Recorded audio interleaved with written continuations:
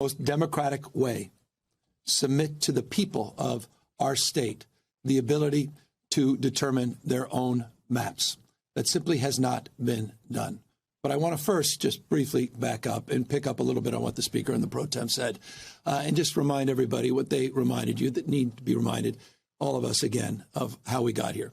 We got here because the President of the United States is struggling. We got here because the President of the United States is one of the most unpopular presidents in U.S. history. We got here because he recognizes that he will lose the election. Congress will go back into the hands of the Democratic Party next November. We got here because of his failed policies. Those are being exposed hour by hour, reinforced today by Walmart announcing they'll be raising prices because of the tax increases, because of the tariffs. Reminded every day by a slowing economy, growing mistrust, distrust all across this nation. Across the board, he is failing. He recognized that, and that's why he made a phone call to Greg Abbott asking for 5 seats. Can't win by playing by traditional sets of rules. He plays by no rules. I remind you all the time, it's not the rule of law, it's the rule of dawn. And we're standing up to that. We're responding to that. They fired the first shot, Texas. We wouldn't be here had Texas not done what they just did. Donald Trump didn't do what he just did. He went so far as to follow up and say that he didn't just want those 5 seats. He said he's, quote unquote, entitled to those 5 seats. Just pause and reflect on that. Everything should have just stopped there.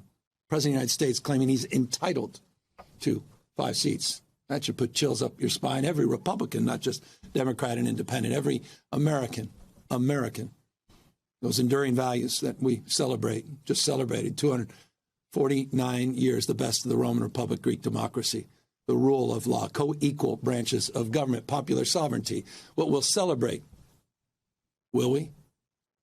Next year, the 250th anniversary.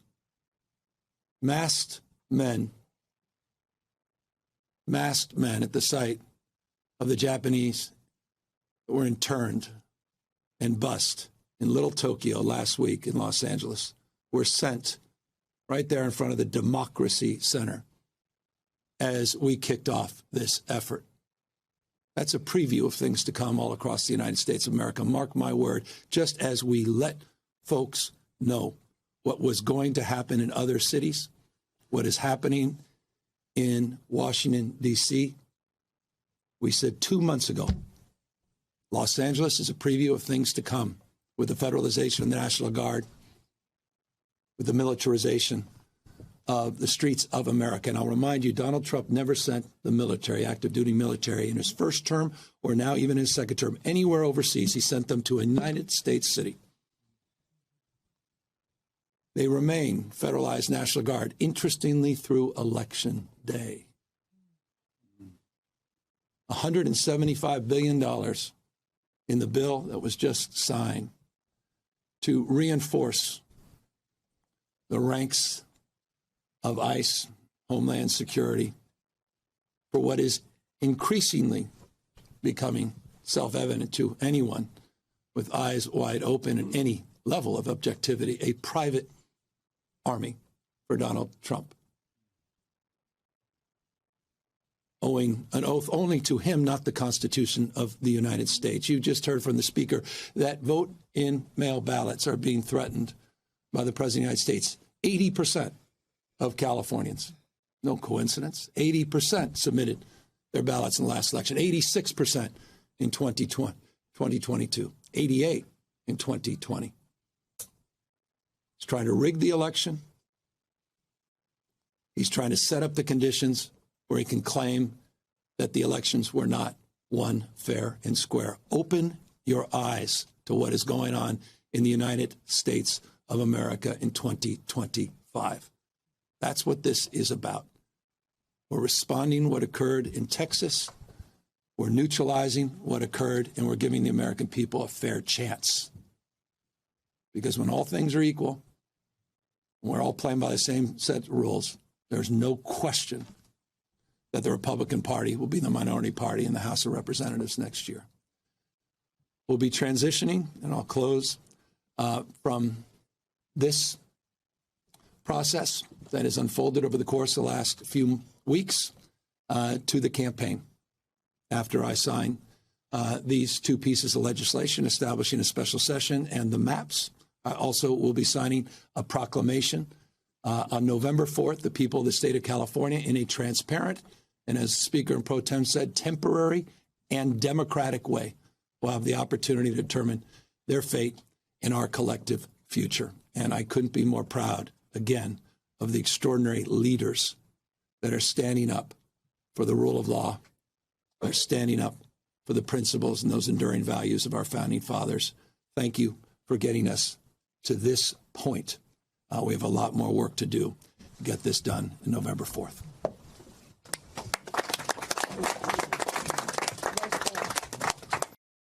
The Democrats going at what they call this Trump power grab to effectively rewrite or change the rules midstream to try to steal election seats in the coming midterms.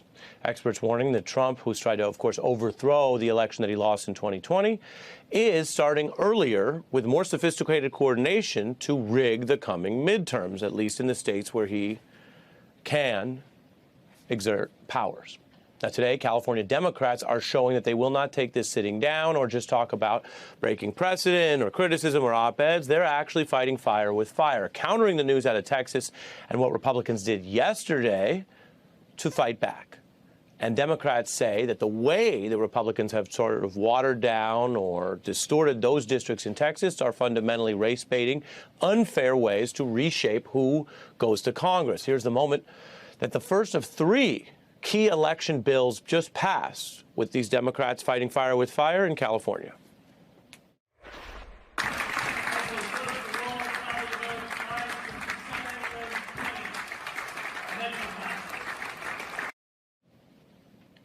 The key votes will set up a mechanism to redraw California maps. Earlier, before this vote, the governor said it's on Texas.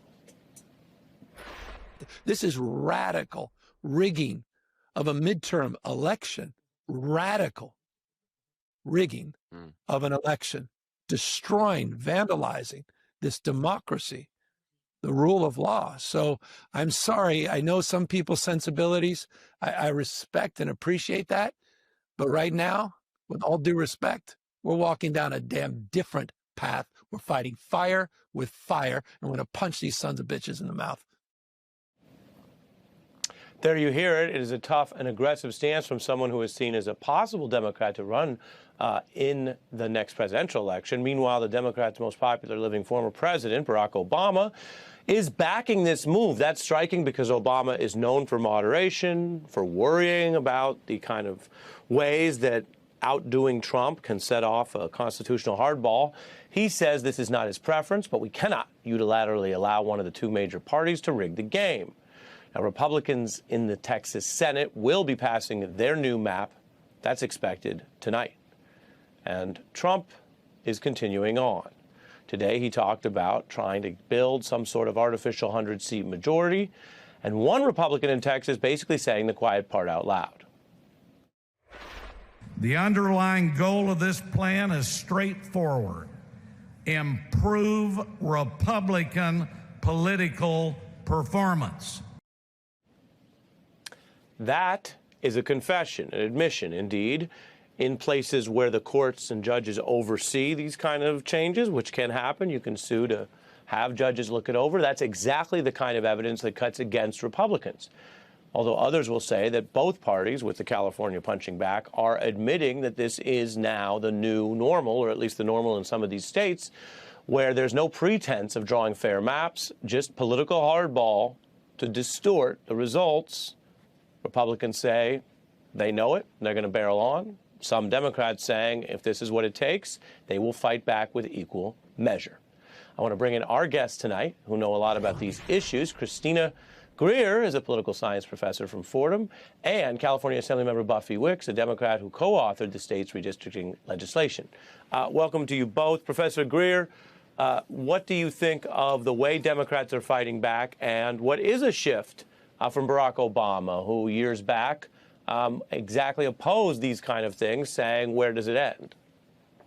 Right. Well, it seems as though Gavin Newsom's been able to do something that many Democrats haven't been able to do, which is get Barack Obama off of the sidelines and into the fight. I think there's a real tension in the Democratic Party right now because some people don't want Democrats to stoop down to the Republican levels. You remember Michelle Obama famously said, you know, when they go low, we go high. But there are a vast majority of Democrats who are very frustrated. They feel like we're bringing staplers to a gunfight, and we're not fighting fire with fire, as Gavin Newsom has said. And so I think some people welcome this type of aggression that many Democrats have not necessarily had these past few months, especially, and seeing how Donald Trump and the Republican Party and his sycophants are moving so quickly to strip so many states from their rights and freedoms, I think many Democrats can welcome this aggression. Buffy, tell us what you and your party are doing in California. And if you would share with us, because people are watching this, stay closely, in your own words, why this is different than Democrats' approach there in the past. Sure. You know, I think we view this as really as a blatant power grab designed to rig the election.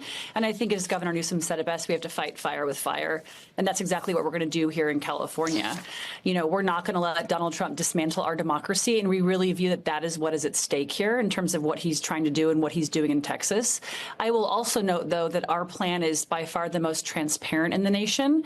We voted today to go to the ballot to let voters see the maps. The voters will ultimately decide if they want these maps. And we also will revert back to the independent commission in 2030.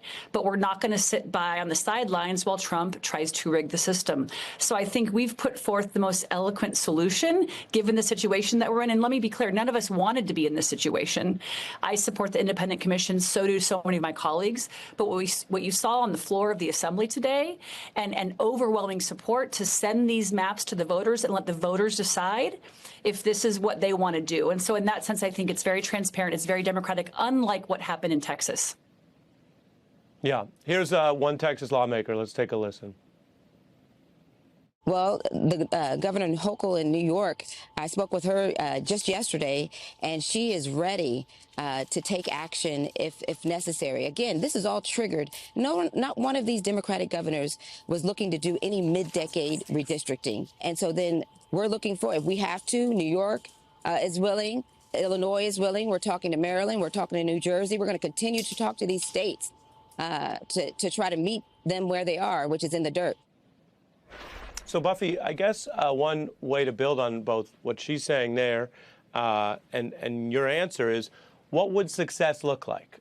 Does it look like thwarting or evening up any Republican effort to do this, to change the game midstream so that the next midterms are break even? But ultimately, if you didn't have this kind of rigging coming out of the Trump White House in the future, you just mentioned, you would be open to going back to what had been, I think, what a lot of Democrats wanted, which was a nonpartisan anti-gerrymandering position. Yeah, I mean, we've had the gold standard here in California. We voted on this constitutional amendment in 2010 to create an independent commission, which we all support. But that was 2010.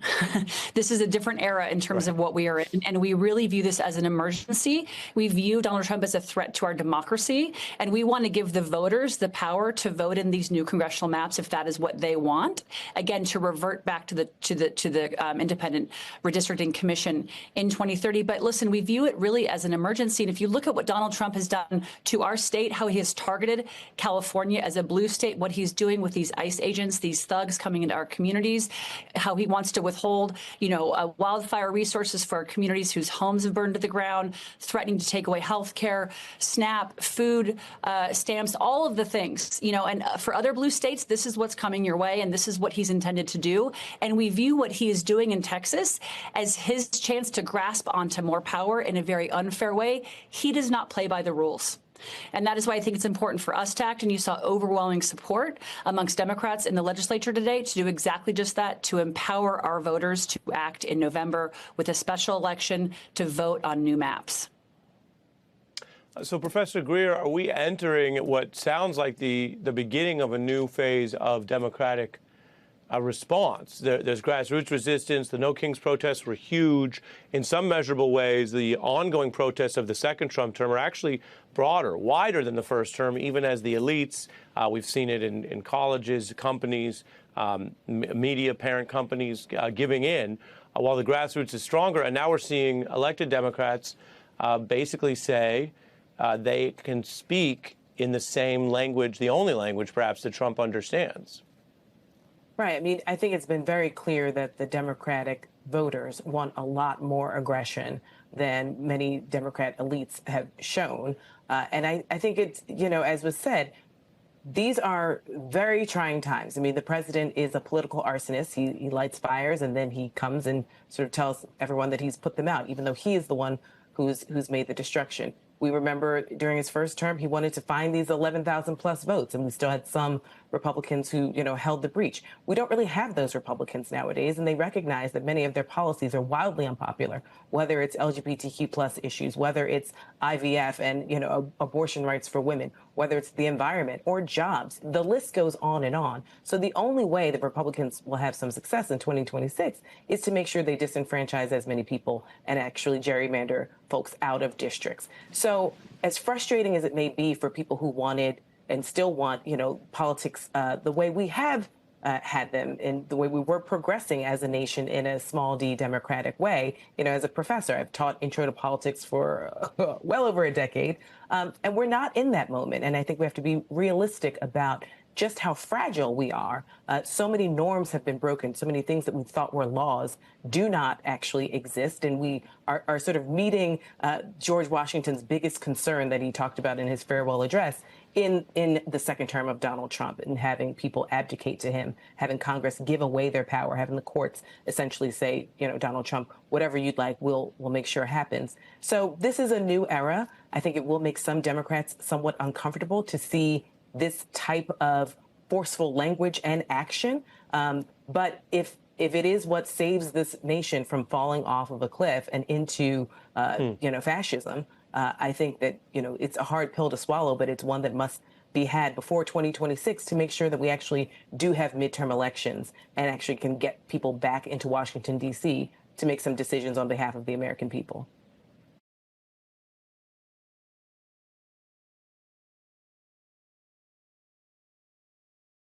Good evening from New York. I'm Chris Hayes. We are all so used to Democrats essentially rolling over, not actively fighting back with all they have at their disposal against MAGA abuses of power, that I got to say I'm genuinely shocked tonight, because earlier today, they did it. The California legislature moved very quickly and voted in favor of revising their state's congressional maps with a measure called the Election Rigging Response Act. The vote came in response to the power grab by Texas Republicans ordered by Donald Trump to gerrymander their state mid-decade, which is never done. It's only been done once before by Republicans once before, and add in 5 new Republican-leaning districts, a fact California Democrats were very plain about today. We can't just fight what is happening right now with thoughts and prayers and values and principles. We must fight this urgent fight, and I'm sorry we don't have more time. I wish we had more time, but time is up. Texas has taken its action, and California will stand up for the people of California, and we will hold this election on November 4th, 2025, and I am telling every eligible registered voter in this state to make sure that you get that ballot and you vote your ballot and you make sure your voice is heard. Over the past few weeks, California Governor Gavin Newsom has been talking a very big game. He's been trolling Trump on social media, promising to respond in kind if Texas lawmakers went through with their brazen plan. They actually did it. The Election Rigging Response Act passed the state assembly earlier today, was passed quickly by the state Senate on an expedited schedule. Then less than an hour ago, Governor came out and signed the bill at an event in Sacramento and laid out the stakes. He's trying to rig the election. He's trying to set up the conditions where he can claim that the elections were not won fair and square. Open your eyes to what is going on in the United States of America in 2025. That's what this is about. We're responding what occurred in Texas. We're neutralizing what occurred, and we're giving the American people a fair chance. Because when all things are equal, and we're all playing by the same set of rules, there's no question that the Republican Party will be the minority party in the House of Representatives next year. Now, the California maps, unlike that Texas gerrymander, will go to the voters in a special election this November. California voters will have the final say on whether these maps go into effect for as long as Texas or any other red state used their rig maps. Isaac Bryan is a Democratic member of the California State Assembly. He serves as vice chair of the California Legislative Black Caucus, and he joins me now. Representative, what were the conversations like in the State House about the urgency here and the need to move as quickly as both houses managed to move just over the last few days? I think we recognize this moment, right? California has a responsibility not just to itself, but to this entire country. And when the president of the United States reaches down into Texas and takes 5 seats that belong to the people and transfers that power to himself, we've got to move with that same intensity, that same urgency, and that's what we did today. One of the things that's interesting to me here is the difference that I just highlighted, which is that in Texas, you have a very gerrymandered state legislature, we should say. It's a Republican state. There will be Republican majorities either way, but a very gerrymandered state legislature, gerrymandering the congressional district with zero Democratic input other than their own election. In this case, because of the way the law works in California and because voters asking for these independent commissions, there will be some kind of Democratic legitimacy, I think, that the Texas is lacking insofar as the voters of your state are going to have to ratify this move. Absolutely. Politicians can't draw maps in California and approve them on our own. We believe in the power of the vote. We believe in the power of the people of California. That's who's ultimately going to make this decision. I'm ashamed for Texas. I was born in Texas, and the maps we're seeing out of there are the most segregated maps that state has had in 3 generations. The voice of Latinos in Texas is now 1/3 that of white voters. The voice of black voters in Texas is now 1/5 that of white voters in Texas. It's shameful. We deserve better. The country deserves better. California is going to do our part to correct that balance. Was there dissension? Was this a hard conversation? Sometimes moving quickly on something. I mean, it is a political risk. You're all spending political capital. This is going to go to the voters.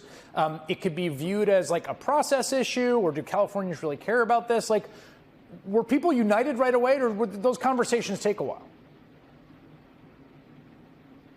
Look, I authored legislation to create independent redistricting commissions for every level of government in California. I updated the Fair Maps Act when I was chair of the Elections Committee. This was an ideological struggle for me, but where I come from in L.A. representing Crenshaw and Slauson, when they go low, we squabble up. And they've changed the rules of the game, and we've got to meet them where they are, and that's what we did today. Are you confident about the campaign that you're now going to have to run as a Democratic Party statewide, which will be 2 campaigns? It'll be campaign first this November for a special election to get people to ratify these maps, and then for members to run in these new districts. I'm confident that the people in California want our voice to matter nationally. We are tired of paying $80 billion in federal taxes that we don't get back. We're tired of having natural disasters that don't receive federal and FEMA aid. We're tired of big, beautiful scams and other power grabs that take resources from struggling communities. We're tired of having our universities held hostage and extorted for something as high as $1 billion. Californians want to be heard, and we are going to be heard this November. I have no doubt about that. The Republicans in your state, they were not happy with this. There wasn't a ton they could do. How do you think they'll react? Do you think this changes anything in terms of the national or state dynamics for the Republican Party? I think they're having a come into Jesus moment. And I mean that with all sincerity. They voted against the same legislation I was talking to you about just a minute ago when I authored independent redistricting for all levels of California government. They did not support that, right? So they're standing on a pile of hypocrisy, and we're standing on business, and they're going to have to reconcile with that.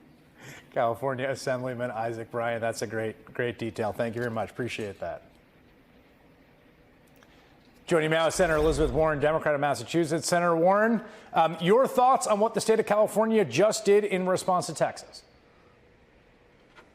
I endorse what California has done. And like Representative Bryan, I have long supported independent redistricting and that it shouldn't be political, shouldn't be gerrymandered. But right now, given what Texas has done, I applaud California is standing up and punching back. It is important that the people of California be heard. Look, let's face it, Texas is afraid of its own voters.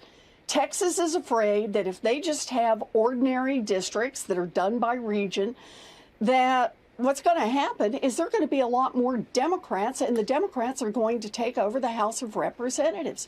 And so they're doing everything they can to scramble to try to rig the 2026 election. And California has it in its power to be able to push back against that. So I endorse what California is doing, and I very much hope that the people of California support it come November. You know, part of what's so striking about this is entirely lawful, right, what California is doing. And they're doing it by the laws of their state, which, as you just heard from Representative Bryan, right, he passed the independence restricting. They're going to have to go to the people to ratify it, which I do think actually is a crucial difference in Texas. One of the things that's so striking here, though, is, you know, I'm married to an incredible and brilliant lawyer. You're a lawyer. You were a law professor. But sometimes there's a little bit of what I call lawyer brain in the Democratic Party. And what I mean by lawyer brain is just like a lot of times it's the lawyer's job in an organization to be like, no, we can't do that. No, that's. And I feel like there's a lot of that sometimes in the Democratic Party. And I do think that this is one of these moments where there's got to be some real creative thinking about lawful, democratically legitimate responses that might be outside the norm to what is being done in an attempt to essentially consolidate a kind of anti-democratic regime.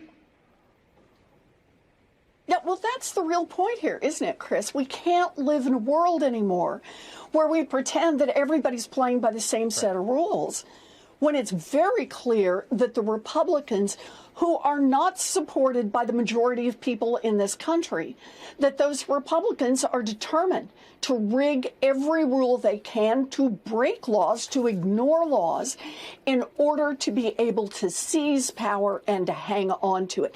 As Democrats, we have a responsibility to fight back and fight back hard. And that's what I love about what California is doing.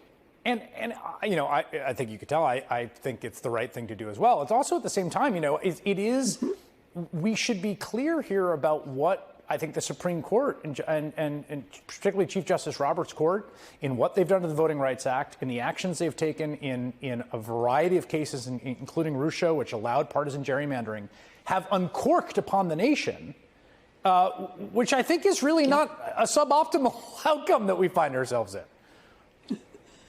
Yeah. Well, you know, it's a little like what we've watched with money, with Citizens United. That's a great point. Right? Yeah. And I like the word you picked about uncorked. And everybody kind of said, ooh, that looks like that could be a bad thing when money starts flooding the system. And, oh, my gosh, what we've seen happen now, where a presidential election, the price of it evidently is what, about $250 million that you just buy the person you want for president of the United States and buy the senators and representatives that you want. And the same kind of thing happens when we don't enforce voting laws to make sure that everyone's voice is heard. And let's remind everyone, when you're talking about the points here about law, that's all Democrats are pushing for. We don't want any special advantage. What we want is to make sure that everyone's voice is heard. And if Texas is determined to suppress the votes, in effect, of Latino voters, if it is determined to suppress the votes of black voters, then by golly, we got to find other ways within the law to push back against that. And that's what California is doing. Yeah, and that is an astute point about super PACs and Citizens United, which is the sort of holding the two things together, which I think most Democrats do, which is that Citizens United was wrongly decided. Super PACs and unlimited spending are a disaster. And it would be utterly insane not to use a super PAC when you're running for president, because you can't essentially unilaterally disarm if those are the conditions of rules that have been set for Democratic competition. That's right. But the one thing I want to remind everyone is when the Democrats get in power again, and we will, we've got to change the rules. We've got to change the rules on the impact of money in politics, and we've got to pass the Voting Rights Act again and make sure that there is true protection so that every voter in this country gets heard with his or her vote.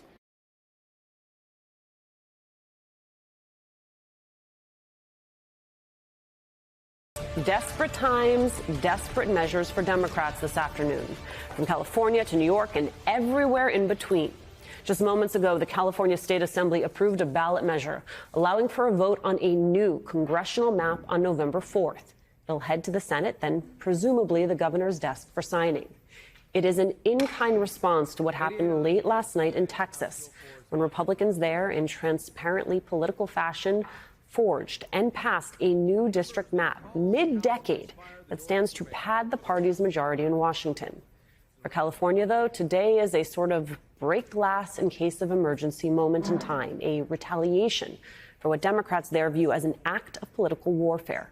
Here is California Governor Gavin Newsom on the battle lines drawn in Texas.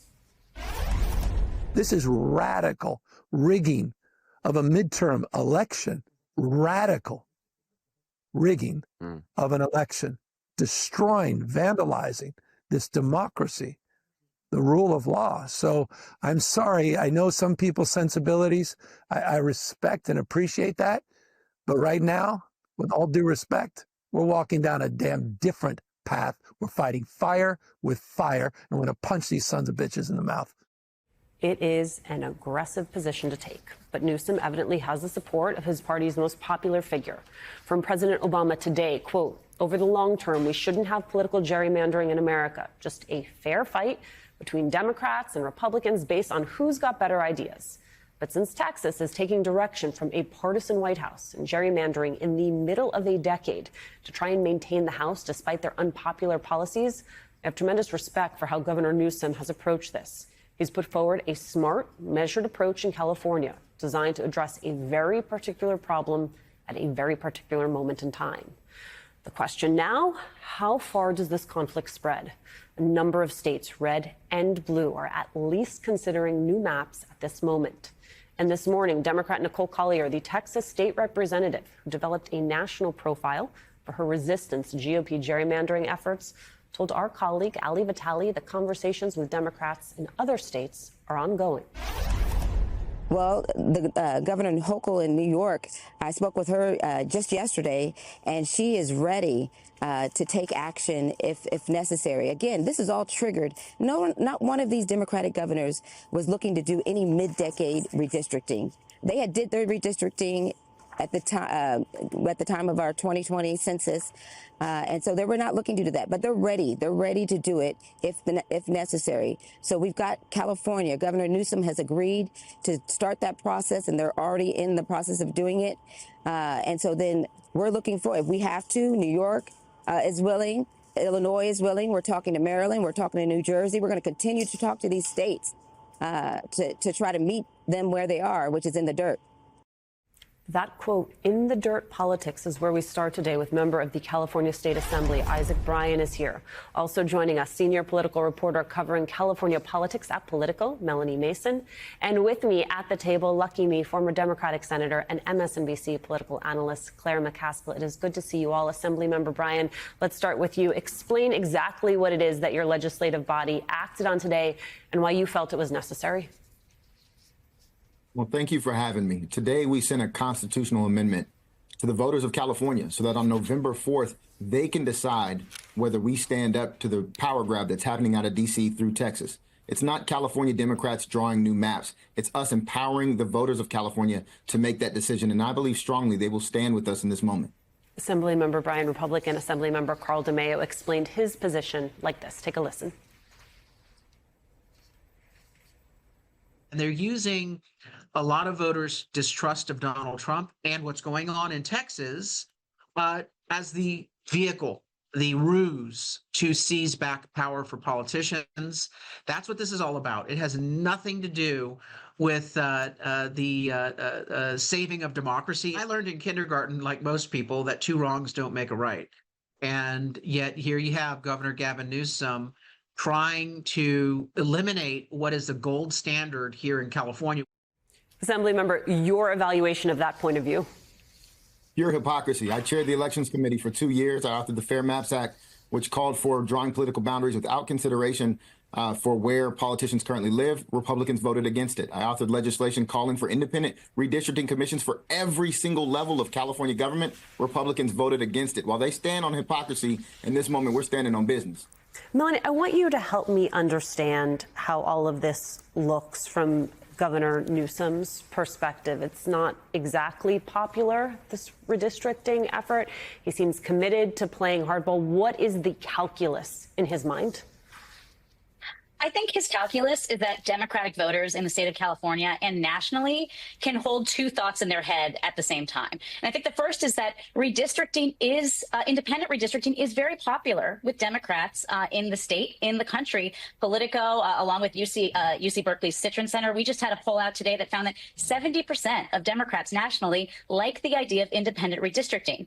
But when it's framed to them as this is something that California has to do in response to what happened in Texas, in response to what has been set off by Trump, we see strong majorities of Democrats nationally liking the fact that Governor Newsom and California Democrats are pursuing that. So that's the bet that Newsom is making. He's saying, you know, we're no longer can we do the sort of two wrongs don't make a right philosophy, which I think has governed a lot of Democrats for a long time. And he is betting that Democrats and independents in the state, and who knows, maybe some Republicans, will agree with him and say, in this circumstance, we're going to put our personal feelings about independent redistricting aside and see this as a larger political fight. Claire, do you think voters can hold both ideas in their head at the same time? Oh, absolutely. It reminds me a little bit of Trump trying to reframe the war in Ukraine, that somehow Ukraine started it. Everybody knows who started the war in Ukraine. It was Russia. Everybody knows who started this. It was Donald Trump. Everybody knows he's the one who began a process of trying to put pressure on every Republican state that he can to change and rig the maps. And I'm glad Gavin Newsom is doing this. I think every single Democratic state should begin yesterday trying to redistrict and draw more Democratic districts. They're getting ready to take away a lot of black congressmen and women, a lot of congressmen and women of color in this country by busting up urban areas so that Republicans can win them. The way to get around that is to do the same thing to Republicans in Democratic states. I am struck by your parallel there because this is, in fact, a march of aggression. I want you to take a listen to how Senator Jon Ossoff of Georgia described it just last night. They are trying to lock in one-party rule in the United States, in large part because he's engaged in so much outright malfeasance and abuse and corruption that he can't afford to have a Democratic House that could investigate his misdeeds. So Democrats need to strike back. We have no time or luxury for high-minded hesitation. Do you think he gets it right? Absolutely. I mean, listen, I think when Gavin Newsom says we need to punch the son, I'm not supposed to say that, but you quoted him, so I figure I get a pass. Family right? program, Claire, but yes, right? Go ahead. In the mouth, I like that. And I think Democrats across the country, and frankly, some independent voters too. And let's not take our eye off the ball there. These elections are going to be decided in these new districts that are not going to be heavily Republican or Democrat. I mean, some of the ones in California are going to be 4 or 5 points. The independent voters are going to make the call here. And I think they're offended at what Trump's doing. You can see his approval numbers among independent voters have tanked. So I really do think this is a smart thing to do, because if we don't do it, then they're going to keep going down this path of limiting the ability of Americans to really decide who represents them. So, Assemblymember Millett, I want to ask you the same question, looking at two different sides of this. So, Assemblymember, for you, this is now a thing that Democrats in your state have to go out and sell. How do you sell this idea to voters? Well, I think as what's been talked about already, we can walk and chew gum at the same time. And we're going to walk all the way to the polls on November 4th. We are tired of being the punching bag of this country, knowing that we give over $80 billion in federal taxes that we don't get back, knowing our $40 billion in disaster aid for Los Angeles has been denied, knowing that the big, beautiful scam impacts Californians in a disproportionately severe way. We are tired of bowing down to this administration. Now we're going to step up and we're going to fight back. So, Melanie, let's talk about the other side of that. Do you have a sense yet of the effort that Republicans in California are going to make from a messaging perspective in the lead up to this vote? What I think is so interesting about the opposition campaign is that there's effectively going to be two different opposition campaigns. And on one side, you're going to have kind of the good governance argument, right? The people who are arguing on the merits of these independent commissions. So we already know that Charlie Munger Jr., who's a big mega donor, he's already talked about committing $30 to $40 million. They're already dropping mail. I got a flyer in my mailbox yesterday about this. And this argument is purely on the good governance, independent redistricting, getting rid of partisan gerrymandering arguments. And then you're going to have sort of the national Republicans. And we anticipate that we're going to see a lot of efforts from the Republican National Committee, from President Trump's political operation, from former Speaker Kevin McCarthy, who is already speaking to donors and talking about him wanting to muster quite an operation himself. And that is likely to be a more explicitly partisan effort to rally Trump's base, to get that, 38% or so of registered Republicans in the state and make sure that they turn out. Because remember, in a special election, this is likely going to be a low turnout race. And so it really is going to be a matter of whose base is feeling the most fired up, who are going to be the most reliable voters to come out in a time when most people are not plugged into politics. Does it tell you anything that this is what it took to get Kevin McCarthy off the sidelines? Yeah, listen, I got to tell you, I think Kevin McCarthy hasn't quite yet figured out he's not speaker anymore. I don't know what gives him the right to be organizing and being a leader in this regard. I guess because donors like him and he thinks he can raise the money. I don't think Kevin McCarthy is a particularly powerful person. I think, frankly, Arnold Schwarzenegger is more of a danger to this than Kevin McCarthy is. But I get back to this, that I think people will remember this. How badly do the people of California want to defeat Donald Trump?